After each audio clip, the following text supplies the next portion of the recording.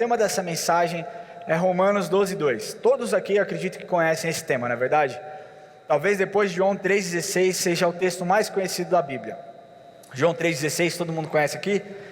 Talvez você não conheça porque é um novo convertido. João 3,16 diz: porque Deus amou o mundo de tal maneira que deu seu Filho unigênito para todo aquele que nele crê não pereça, mas tenha vida eterna. É o Edu? Cadê o Edu? É o Edu que falou isso aí? Ah, Marcelo, você é o cara. Romanos 12:2 diz, eu não vou falar o que diz, porque senão eu já entro na minha mensagem, mas eu quero te falar aqui, para nós entendermos a essência desse texto, nós temos que ir um pouquinho mais a fundo, entendendo palavra por palavra, o contexto do que foi dito, como foi dito, para quem foi dito, para que você consiga aplicar. E para nós debruçarmos nesse texto, é importante que eu te traga alguns dados dos dias atuais, que realmente me assustam e vão te assustar. Você está pronto? Glória a Deus. 60% dos jovens entre 16 e 18 anos já tiveram relações sexuais. Vou repetir, 60% dos jovens entre 16 e 18 anos já tiveram relações sexuais. 30% de adolescentes entre 13 e 15 anos já tiveram relações sexuais. A coisa está ficando cada vez mais feia, na verdade. Mas não para por aí.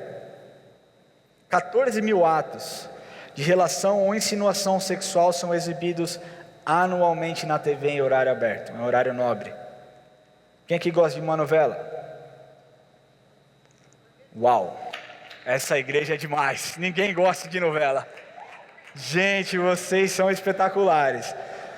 Mas eu quero falar, para você passar esse dado para alguém que goste de novela, que quando ele está assistindo novela ao lado de uma criança, essa criança está absorvendo alguma coisa.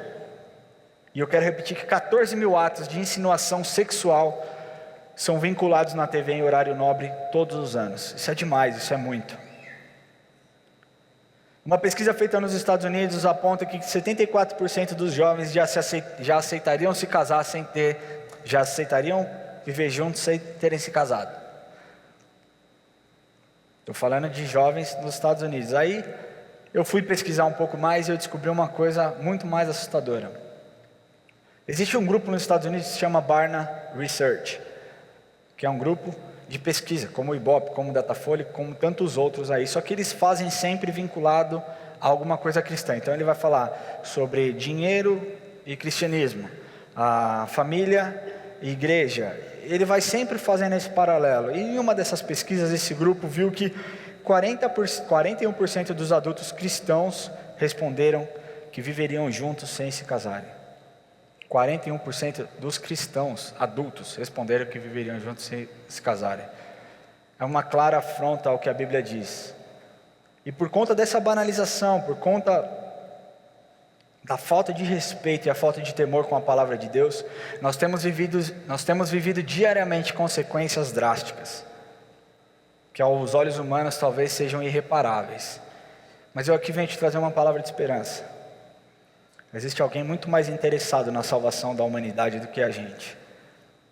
Mas Ele deixou uma missão para cada um de nós, para que nós fôssemos e pregássemos o Evangelho a toda criatura. Esse trabalho não é só um trabalho meu, não é só o trabalho dos ministros de louvor, dos pastores dessa igreja.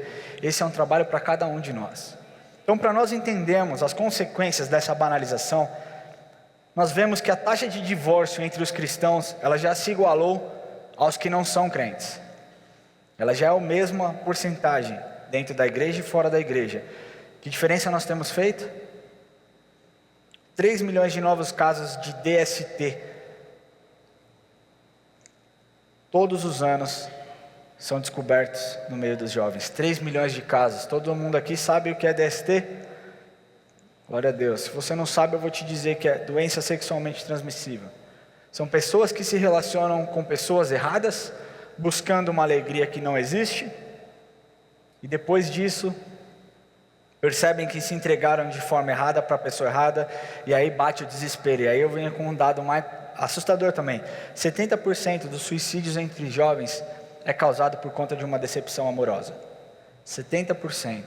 Ou seja, o jovem vai, se relaciona com alguém fora da vontade de Deus, depois Satanás vem, lança a culpa, lança a vergonha, lança tudo o que ele tem para lançar, e o jovem perde a esperança e muitas vezes consegue tirar até a vida, 70% desses jovens. A média de idade do primeiro contato com a pornografia, 11 anos. 11 anos é a média de idade com contato com a pornografia. Tem crianças que têm esse contato até antes dessa idade. Eu quero te falar que o contato com a pornografia, ele tem sido realmente chocante. Eu estava no Guarujá com a Érica esse final de semana e o contato com a pornografia vem de todos os jeitos, tá, gente? Vem de maneira lícita e não lícita, mas hoje o negócio está escancarado. Eu estava no Guarujá com a Érica passando o Réveillon e eu fiquei 3 anos fora, então estou totalmente por fora das músicas, o que tem cantado aqui, e eu dou graças a Deus por isso. E um vizinho abençoado do prédio do lado decidiu fazer uma festa de Réveillon, na noite do Réveillon, e virou a caixa de som exatamente para o prédio onde eu estava, com um bebê de 5 meses. Eu orei para aquela caixa queimar, e eu orei com muita autoridade, mas Deus foi muito misericórdia e não deixou que isso acontecesse. Mas chegou determinada hora da noite, 1 hora da manhã, a gente já estava desesperado, nós deitamos no quarto, ligamos uma chuva no celular, um barulho de chuva para as crianças dormirem, e nós ficamos escutando as músicas que estavam sendo cantadas. A maioria delas funk, porque o funk é o som da moda, e eu fiquei abismado com as letras daquelas músicas, pensando comigo mesmo: Senhor Deus, como alguém tem um intelecto tão grande de fazer uma besteira dessa, de fazer uma música tão horrorosa como essa. Ao mesmo tempo, meu pensamento foi: Senhor, como meninas conseguem dançar essa música com essa letra? Sabe, e dentre todas as músicas que a gente ouviu, porque assim, eu fiquei tão abismado, gente, eu não estou brincando aqui. A Érica olhava para mim e ela falava: ele falou isso mesmo. A gente falou isso mesmo, não é possível, vamos tentar ouvir de novo. A Bruna e o Thiago estavam lá com a gente e viram que realmente foi feito. Dentro dessas músicas, eu não vou me alongar muito na introdução, mas só para vocês terem noção, dentro dessas músicas tinha uma música que dizia assim: e aí, novinha? Novinha. E aí, novinha? E ele começou a dizer várias coisas que eu não posso dizer, porque eu sou um pastor e porque eu estou no púlpito. Dentre essas coisas, ele dizia que ela tinha direito de fazer isso, fazer aquilo outro, e ficar calada. Esse era o direito dela. A Érica olhou para mim e falou: é um estupro que ele está fazendo aqui, a apologia que ele está fazendo apologia a um estupro. E o que me deixou entristecido foi ver quantas meninas estavam dançando. Por conta da falta de respeito, por conta da falta de pudor, por conta da falta de temor, o número de feminicídios tem subido drasticamente, não é verdade? O número de abuso sexual tem subido absurdamente, e todo dia um médico novo aparece sendo julgado. Eu não estou falando que o abuso só acontece nas classes baixas, acontece nas classes altas também da sociedade. Um estudo aponta que 1 em cada 3 mulheres terá sofrido abuso até os 19 anos. 1 em cada 3 mulheres terá sofrido abuso, ou seja, 33% das mulheres até os 19 anos terá sofrido algum tipo de abuso. E os homens, 1 em cada 6 terá sofrido até mesmo antes dessa idade. Essa é a sociedade que nós vivemos. É uma sociedade totalmente depravada. Mas eu quero te dizer que você não precisa se conformar com esses dados, porque existe esperança, e a esperança se chama Jesus Cristo. Então eu quero ler para vocês Romanos 12:2. Romanos 12:2, quem tem Bíblia diga amém. Quem não tem, eu não quero dispor, diga amém também. Se você tem a sua Bíblia, abra em Romanos 12:2. Se você não tem, você pode acompanhar o texto por aqui. E diz assim: não vos conformeis com esse mundo. Existem algumas versões que dizem não vos conformeis com esse século, que é a mesma coisa e você vai entender o porquê. E não vos conformeis com esse mundo, mas transformai-vos pela renovação da vossa mente, para que experimenteis qual é a boa, perfeita e agradável vontade de Deus. Amém? Quantos aqui conheciam esse versículo? Quantos conseguem ditar esse versículo de cor? Então vamos falar junto?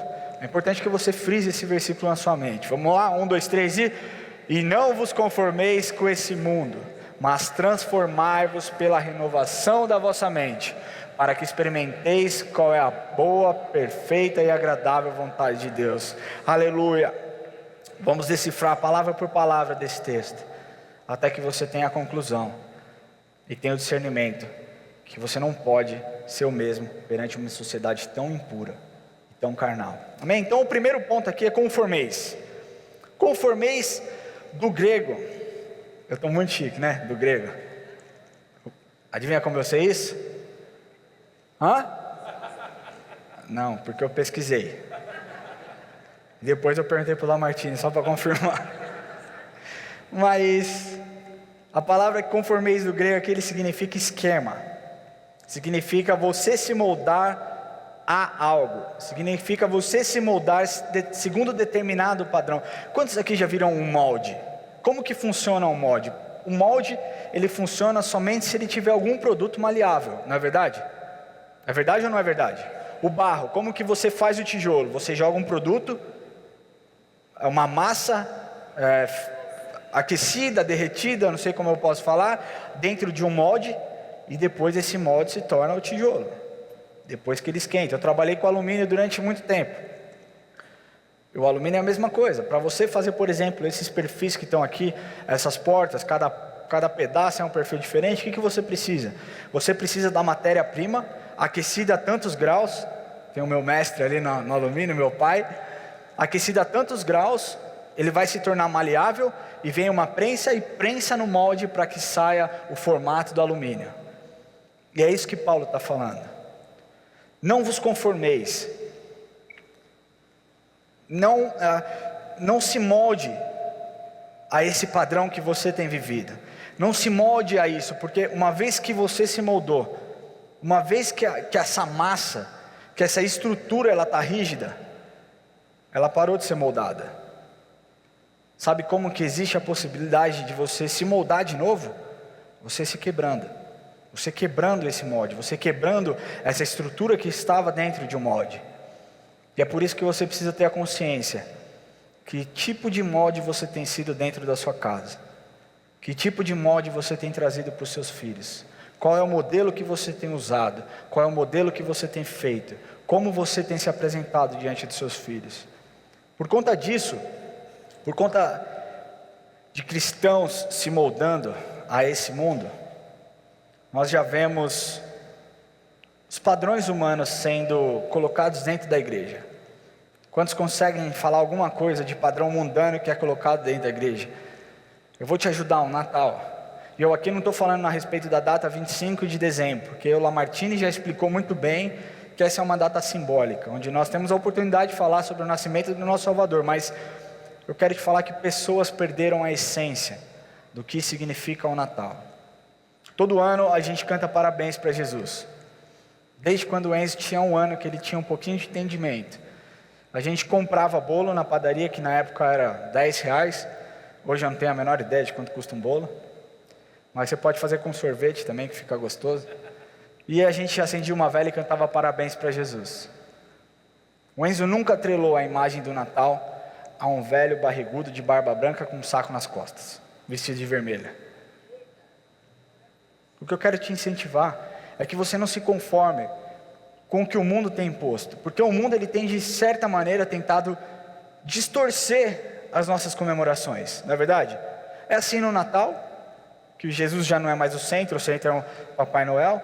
É assim na Páscoa, que já não se fala mais tanto da morte e da ressurreição de Cristo, porque esse é deixa eu te falar uma coisa, talvez você não saiba, mas o verdadeiro significado da Páscoa é esse, é celebrar o renascimento de Jesus Cristo, a ressurreição de Jesus Cristo. Então Satanás fez isso, ele pega essas festas comemorativas importantes no meio do cristianismo e distorce. Então Papai Noel, coelhinho da Páscoa, embora eu ame chocolate, a Páscoa quando chegar, vamos celebrar junto a ressurreição de Cristo, mas você pode me dar um chocolate, de preferência um ouro branco. Mas tirando isso, existem padrões, existem atitudes que cristãos têm tomado, atitudes mundanas. Quer um exemplo? Carnaval. Carnaval tem sido cruel. Deixa eu te falar uma coisa, carnaval é uma vergonha para o Brasil. Sabe como o Brasil é conhecido lá fora? Como o país do carnaval e o país do futebol. Para eles lá, às vezes, só essas são as qualidades do povo brasileiro. E aí quando você chega lá e começa a apresentar um Brasil de uma maneira diferente, eles ficam abismados que existe amor no Brasil, eles ficam abismados que existe a busca pela santidade, eles ficam abismados que existe a amizade dentro do Brasil. Sabe por quê? Porque os próprios cristãos tem se vestido, tem se fantasiado e tem ido curtir o carnaval lá fora, achando que está tudo bem. Está tranquilo, eu só estou curtindo aqui com meu filho. Não, você está se moldando. É exatamente o que Paulo está falando aqui. Não vos conformeis, não se molde com isso. Se a sua sociedade diz que carnaval é legal, deixa eu te falar, desagrada a Deus, então não é legal. A verdade é essa, querido. O evangelho ele não tem que ser um evangelho de, sabe, está tudo bem, o politicamente correto. Não, o evangelho não é assim. O evangelho é um evangelho de confronto, para transformar a sua vida e transformar a sua mente, amém? Glória a Deus, pode aplaudir. Outro, Halloween. Eu vou vestir meu filhinho de bruxa. Vai lá, fera. Vai lá. É isso que você quer do seu filho? Sabe, você quer fantasiar ele dentro da sua casa? Fantasia ele de José. Entendeu? Sua filha, fantasia ela de Ruth. Sei lá, entendeu? Mas não festeje o Halloween. Porque essa data foi uma data tão importante no meio do cristianismo. Sabe, onde Lutero trouxe a reforma protestante. E Satanás mais uma vez conseguiu tirar o foco de uma celebração cristã para colocar algo mundano. E a igreja tem aceito. A igreja que eu digo, somos nós, gente. Porque essa palavra aqui Deus ministrou primeiro no meu coração. E eu espero que ela ministre no seu coração também. Não acho que não é para você, porque é para todos nós essa palavra aqui. Eu ministrei de manhã, o apóstolo assistiu também. E eu adoro quando ele assiste, porque ele me dá bastante feedback. E ele disse: eu fui muito tocado pela sua palavra. Então, se você abrir o seu coração, se você abrir os seus ouvidos, escutar o que Deus tem para você, Ele tem uma transformação na sua vida. Ele tem um inconformismo para você transformar uma sociedade. Amém? A chacota ela está espalhada em todos os lugares da sociedade. Antigamente era de forma implícita, hoje já é de forma explícita, já é algo muito claro.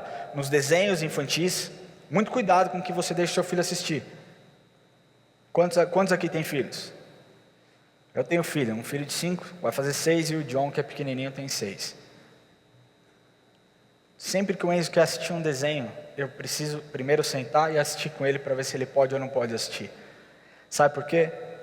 Porque eu sou o filtro dele. Ele não tem padrão, ele não tem um molde para falar assim: isso aqui é legal, eu posso, isso eu não posso. Ele não sabe, então eu filtro para ele, eu falo: você pode assistir isso, você não pode assistir isso. O YouTube, tirei do meu celular, tirei do meu tablet, tirei do celular, de todos os lugares que ele possa ter acesso, eu tirei. Sabe por quê?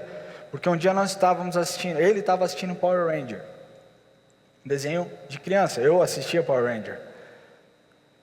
E de repente o vídeo sugerido próximo que ia entrar automaticamente, isso a minha esposa, ela tem sabe, uma coisa absurda com isso. Ela já bateu o olho e já viu que era, sabe o quê? Mulheres de lingerie vestidas de Power Ranger. Isso era o que meu filho de 5 anos ia assistir, se a minha esposa não brecasse na hora.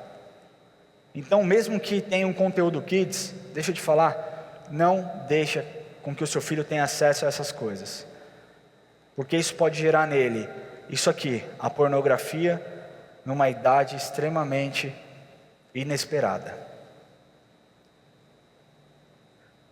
No meio dos jovens, programas infantis, no meio das faculdades, filosofias deturpadas. No meio das faculdades, professores dizendo que a Bíblia é relativa, que a verdade é relativa e que a Bíblia já é uma coisa ultrapassada. Movimentos sociais, pegando o conceito do cristianismo, que é amar o próximo, que é você se compadecer da viúva, que é você se compadecer, sabe, cuidar do órfão, você se compadecer daqueles que precisam. Esses movimentos sociais pegaram, como se fossem deles, mudaram o discurso e começaram a colocar no lugar de Jesus líderes obcecados pelo sucesso e pelo poder. E esses líderes obcecados matam, mentem, fazem de tudo e querem se chamar de revolucionário. Eu quero te falar de revolucionário de verdade, Jesus Cristo. Esse foi o único revolucionário, amém? A sua mente tem que ser o seguinte: eu vivo nesse mundo, mas eu não pertenço a ele. Amém? Você pode repetir isso comigo? Eu vivo nesse mundo, mas eu não pertenço a ele. Então Paulo está falando, não vos conformeis, não se molde, porque depois que você se moldou, vai ser muito difícil você se quebrar, porque uma quebra de uma matéria, ela gera dor, ela gera trabalho para ser reconstituída. Mas Deus é poderoso para fazer isso. Deus é poderoso para reconstituir a matéria que está dentro de você. Deus é poderoso para reestruturar você em algo especial e precioso para Ele, amém? Segundo ponto, mundo. Então não vos conformeis, não se molde a esse mundo. Mundo aqui, Paulo não estava se referindo à palavra como ela é em cosmos, né? Ele não estava se referindo ao mundo físico, e sim ao termo eon, grego de novo. Gostaram? Ao termo? Né? O Martim é o coração para ele. Ótimo exemplo. Então, esse termo eon, ele pode ser definido em 7 coisas que eu pesquisei. Ele pode ter 7 definições diferentes. Mas eu peguei 3 aqui. A primeira diz que a era presente, simplesmente como uma ideia temporal, ou seja, os dias que nós vivemos hoje. O mundo material, conforme nós podemos ver lá em Hebreus 1, 2. Se você não leu, eu indico que você leia depois para você entender. E as condições naturais do homem, o mundo e o seu caráter. Diante desses vários usos do vocabulário grego eon, o que provavelmente Paulo se referia era sobre a condição presente.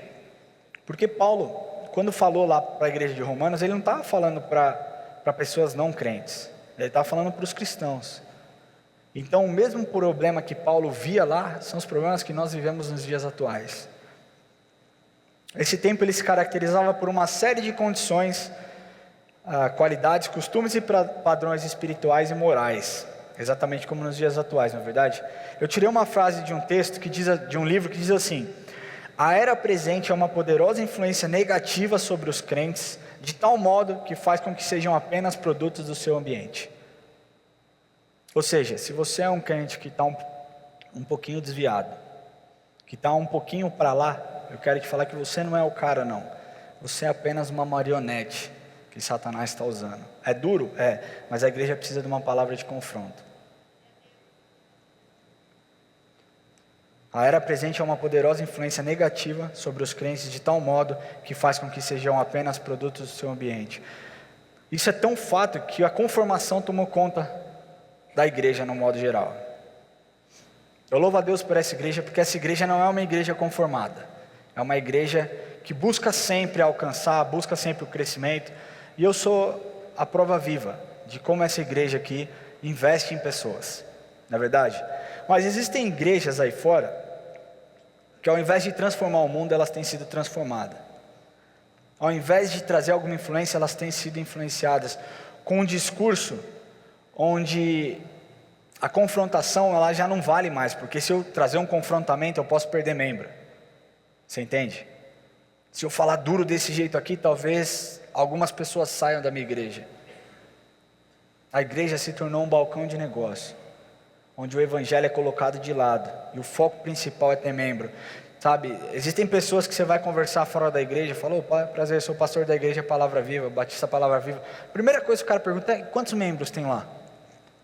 Como se isso dissesse algo, porque eu posso ter uma igreja de 15 mil pessoas, e não está transformando nada, e não está tocando ninguém, enquanto eu posso ter uma igreja de 100, de 50, de 10 pessoas, e essa igreja está fazendo uma diferença enorme na sociedade.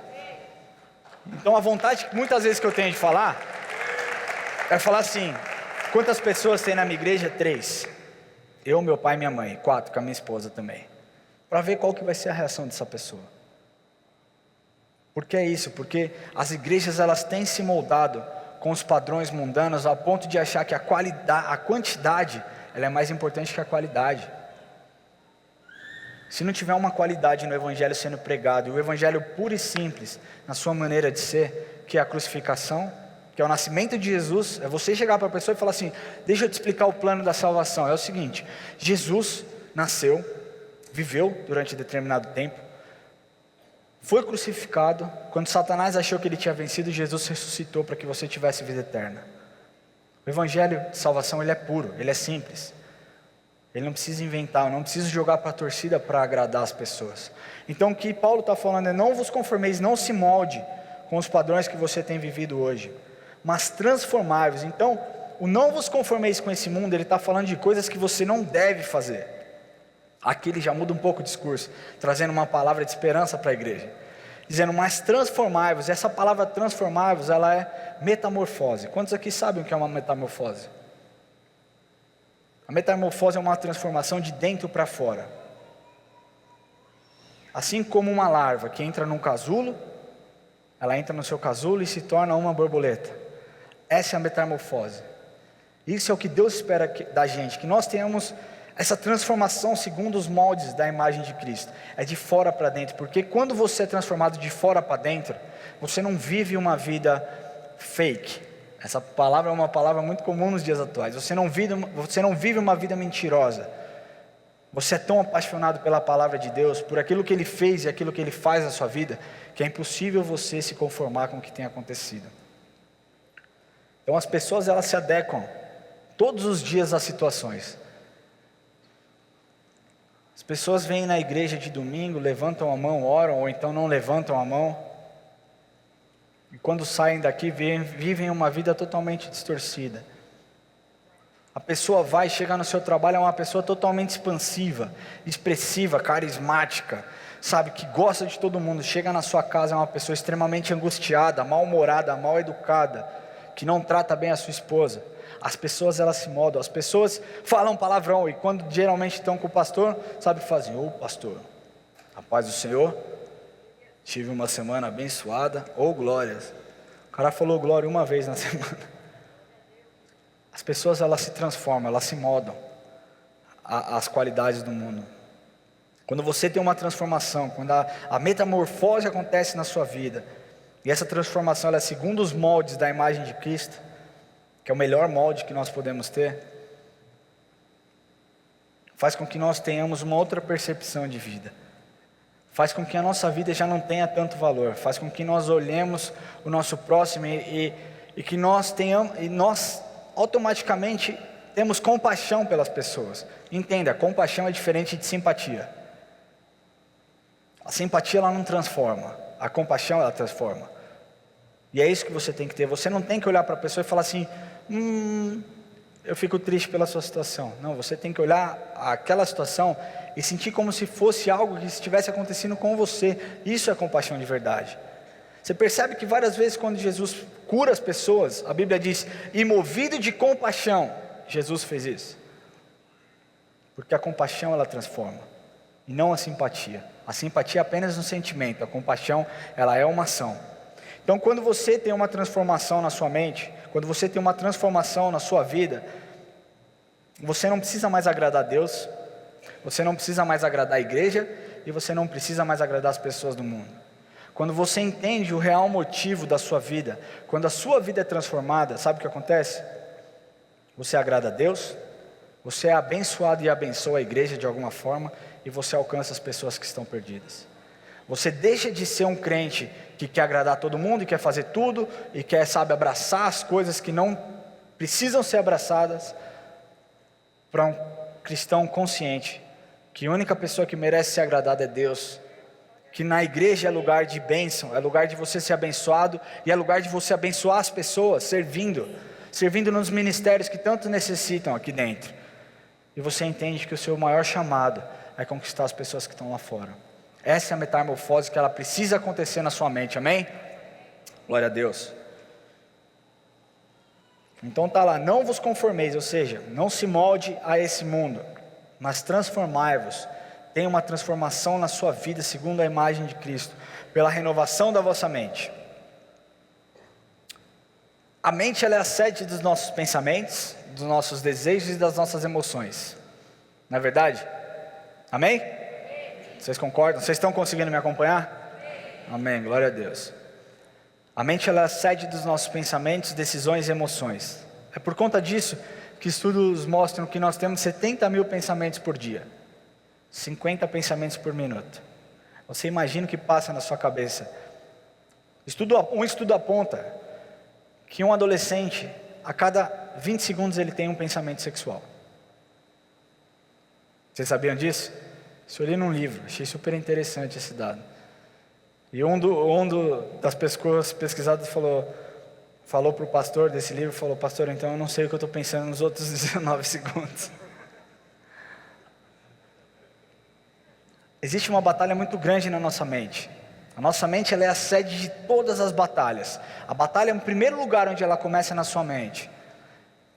Sabia que nós escutamos 50 vezes mais até os 15 anos a palavra não, você não pode, do que o sim, você pode? Isso é uma coisa que, desde criança, não pode pôr a mão aí. Não faz isso, você não consegue fazer isso. Não, é tanto não, que a nossa mente ela é treinada para ser uma pessoa pessimista, uma pessoa que não acredita em todas as coisas. E eu tenho um exemplo muito prático disso. O Enzo ele é uma pessoa extremamente emotiva. Parece muito Lamartine, muito mesmo. Às vezes até me assusta. Uma vez a gente ia para o Parque da Mônica, ele caiu, ralou o joelho e, lógico, ralou, não consegue dobrar o joelho, mas você vai, você dobra e você continua a sua vida. Ele disse: eu nunca mais vou andar na minha vida. E ele ficou um dia inteiro sem andar. Eu não fui no Parque da Mônica, eu fiquei tão chateado, que eu queria brincar lá dentro do Parque da Mônica, talvez mais que ele. Mas ele decidiu não andar, e o Enzo é assim. E nós percebendo isso, eu e a Érica, nós decidimos que nós tínhamos que intervir de alguma forma. A ponto de uma criança de 4 anos dizer assim: eu sou um imprestável. Como é que é? De onde você escutou isso? E nós começamos a profetizar sobre a vida dele. Quando ele falava: eu não presto para nada, Enzo, repreende, fala assim: está amarrado. Ele está amarrado, eu sou uma pessoa especial. Isso, repete comigo. E eu tenho um filho extremamente inteligente. Lamartine falou para ele ontem: olha para vocês entenderem a profundidade do raciocínio dessa criança. Porque nós ensinamos para ele que ele não pode falar eu não consigo. Eu falei: você nunca pode falar eu não consigo. Você pode falar eu vou tentar. E se você tentar e não conseguir, eu não tenho problema com isso. Eu vou te amar do mesmo jeito. Mas você tem que tentar, pelo menos uma vez. E foi assim sempre, no futebol. No começo ele: não quero mais. Vamos lá, filho, você consegue. Na natação, vamos lá, você consegue. E sabe, na sua mente é assim. Ele chegou ontem e falou assim: pai, e isso aqui, gente, é verdade, falo perante Deus, tá? Não estou aqui engrandecendo meu filho, só estou te mostrando a diferença, o molde que você pode ser na vida dos seus filhos. Ele falou assim: pai, o vovô Lamartine me disse, que um pernilongo pode picar 50 vezes. O Enzo tem 5 anos, vai fazer 6. Um pernilongo pode picar 50 vezes. A gente estava na fazenda, e eu vi 3 pernilongos. Então, se um pernilongo pica 50, 3 pernilongos podem picar 150, não é? Aí deixa eu checar. É brincadeira. Eu fiquei abismado, porque ele, sem eu ensinar, ele já entendeu a lógica. Sabe por quê? Porque é o que o apóstolo fala, que a mãe dele falava para ele. Eu falo: Enzo, você é um menino extremamente especial. Você é um menino extremamente ungido. Você é especial, você é inteligente. E o molde que ele vê na minha casa, sabe qual que é? O molde de pais que servem a Deus e que adoram a Deus. Por isso ele tem uma mente renovada, todos os dias. Quando ele acorda, nós oramos e nós profetizamos sobre a vida dele. Você terá um dia espetacular, você terá um dia especial. A mente é o centro das batalhas que acontecem. Então, se você vive em uma enfermidade, você não concorda que existe aquela coisa na sua mente de: eu posso ser curado, Jesus pode me curar. E de repente você cai na real e fala assim: não, eu acho que talvez eu não vou ser curado. Talvez eu vá morrer disso. Vocês concordam comigo? É a sua mente batalhando. Eu quero te contar um testemunho de uma menina que eu vi pregando. Eu acho que ela era da Ucrânia, eu não lembro de onde ela era, mas ela conta que ela tinha a leucemia. Essa menina pregou lá na Chapel, da onde eu estudava. E ela tinha leucemia, e aconteceu que ela não aceitou aquela doença, ela repreendeu, e ela decidiu que ela ia viver pela fé. Então o que ela fazia? Todos os dias durante a devocional, quando ela lia algum texto referente à cura, referente à libertação, referente à restauração, ela anotava e colava na sua cama. Então é maior o que está em mim do que o que está no mundo, tal. E Jesus disse: a tua fé te curou. Ela colava tudo na cama dela. Então ela deitava, tinha aquele monte de papel. Chegou uma hora que ela não tinha mais onde colocar o papel. Ela começou a colocar na geladeira. ela começou a colocar na porta, ela começou a colocar no banheiro do coisa. Acontece que aquela menina, ela tinha tanta certeza que ela seria curada, que de fato ela foi curada.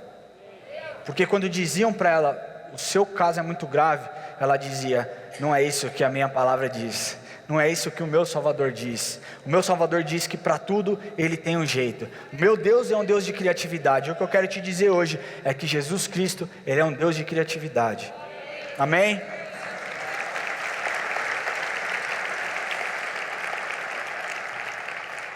Quando nós renovamos a nossa mente,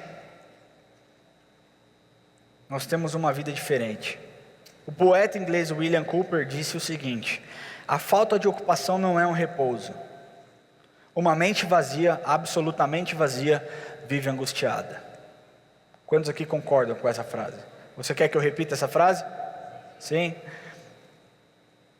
Falta de ocupação não é repouso. Uma mente absolutamente vazia vive angustiada. Isso explica o termo que nós costumamos ouvir nos dias atuais e que eu acredito que muitas pessoas acham que existe esse texto na Bíblia, que é mente vazia, oficina do diabo. E é a mais pura realidade. Não está na Bíblia, mas poderia estar, porque é a mais pura realidade. Uma mente vazia é a oficina do diabo. Sabe por quê? Porque quando a sua mente ela não está ocupada com as coisas de Deus, você vai sair do seu trabalho e você vai começar a ver coisas que você não deveria ver. Você vai começar a provar coisas que você não deveria provar. Você vai começar a vivenciar coisas que você não deveria vivenciar. Isso vai fazer, sabe com o quê? Com que você se distancie ainda mais de Deus. E que a sua mente seja tomada pelas coisas que Satanás tem. Quando você experimenta a renovação da vontade de Deus, você não culpa Deus por nada de ruim que acontece. Você já conversou com uma pessoa apaixonada por Deus? Você percebe como ela não culpa Deus e defende o Evangelho com unhas e dentes? Eu conheço uma pessoa assim, essa pessoa se chama Érica Pozella Vilar, minha esposa. Nós tivemos 2 abortos antes do John nascer, talvez a minoria que saiba. E foi um tempo de muita dor para mim, de muita dificuldade para mim. Nunca questionei a Deus, Senhor, o porquê o Senhor não me ama? Olha aqui como eu trabalho para o Senhor e olha o que o Senhor fez. Nunca passou isso na minha cabeça. Mas eu sei que existem coisas que nós só vamos entender no céu, não é verdade? Então, principalmente no segundo aborto, eu fiquei muito chateado. Fiquei bem chateado mesmo, fiquei bem abatido. E é ruim quando você está longe dos seus familiares, porque assim, a Érica, ela estava lá e eu não queria perturbar ela, voltando os sentimentos e as emoções. E um dia ela estava, não muito tempo depois, 2 dias depois, ela estava, cara, como se nada tivesse acontecido. E eu falei, como você consegue estar desse jeito? Como você consegue estar tão assim, tão alegre? Ela falou, porque a minha alegria não está no filho, a minha alegria está em Deus.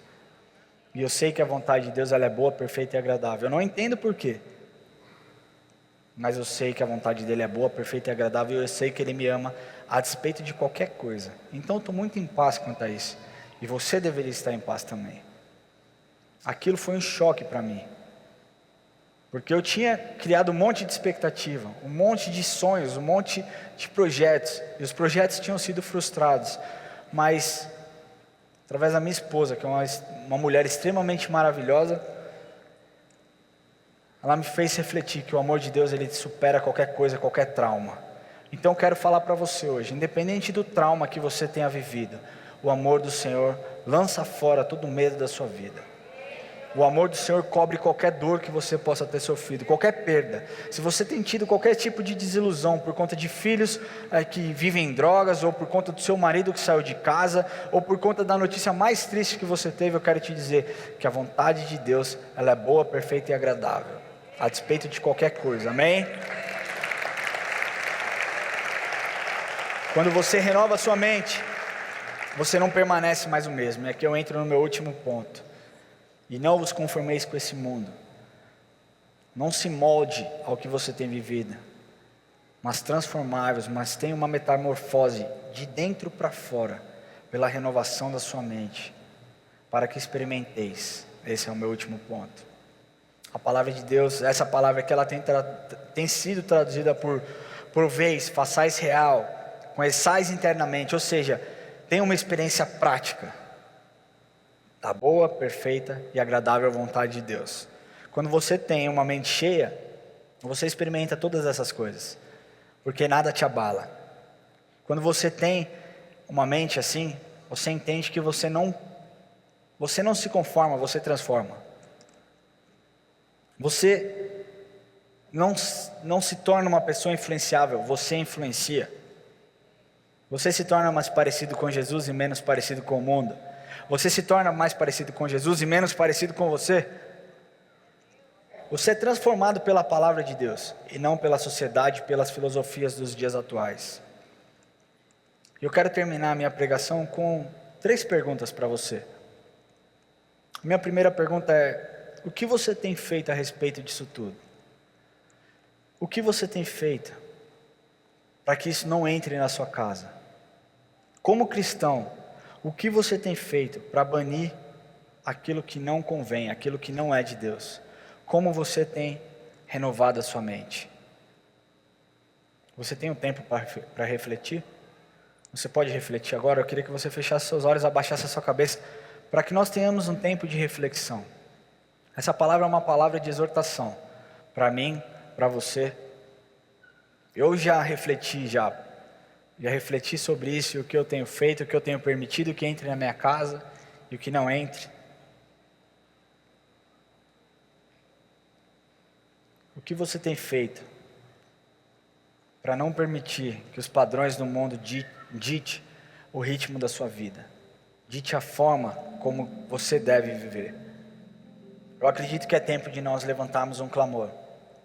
Aqueles que estão inconformados com essa situação, e você deveria estar inconformado, porque a palavra diz: não vos conformeis. Se você está inconformado com isso que tem acontecido na nossa sociedade, eu quero te convidar a ficar em pé agora e nós vamos orar juntos. Essa é uma oração que não é uma oração só minha, mas é uma oração que tem que sair de cada boca aqui. Você pode fazer essa oração comigo?